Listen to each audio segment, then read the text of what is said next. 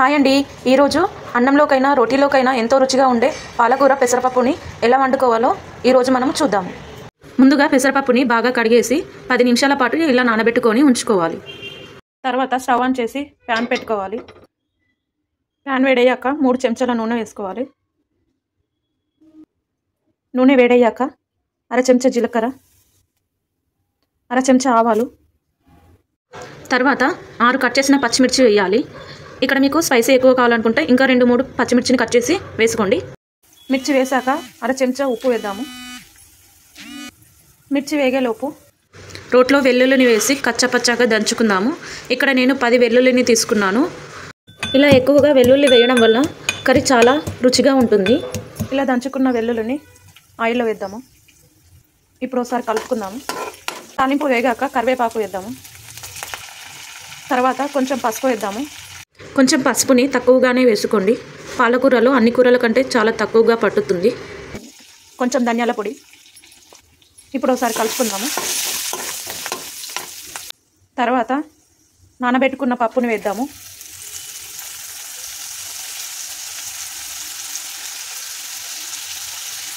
ఇలా మొత్తం పప్పు వేసాక ఒకసారి కలుపుకుందాము. ఇలా మొత్తం కలిపేశాక కొంచెం పప్పు ఫ్రై అయ్యే వరకు మూత పెట్టి ఉంచుదాము. 2 నిమిషాల తర్వాత మూత తీసి చూద్దాము. ఓసారి కలుపుకోండి.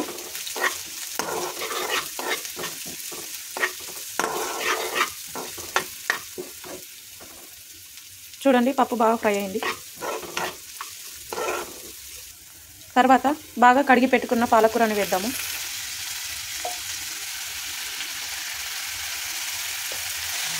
పాలకూరని బాగా కడగాలి, లేదంటే మట్టి ఉండిపోతుంది. ఇలా మొత్తం పాలకూర వేసాక ఓసారి కలుపుకుందాము. ఇలా కలుపుతుంటేనే పాలకూర అంతా దగ్గరికి వచ్చేస్తుంది.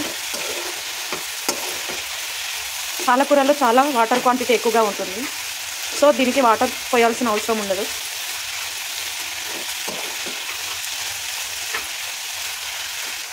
ఇలా మొత్తం కలిపేశాక మంటని లో ఫ్లేమ్లో పెట్టి ఉడకనిద్దాము.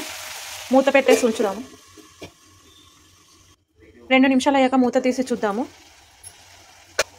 ఒకసారి కలుపుకుందాము.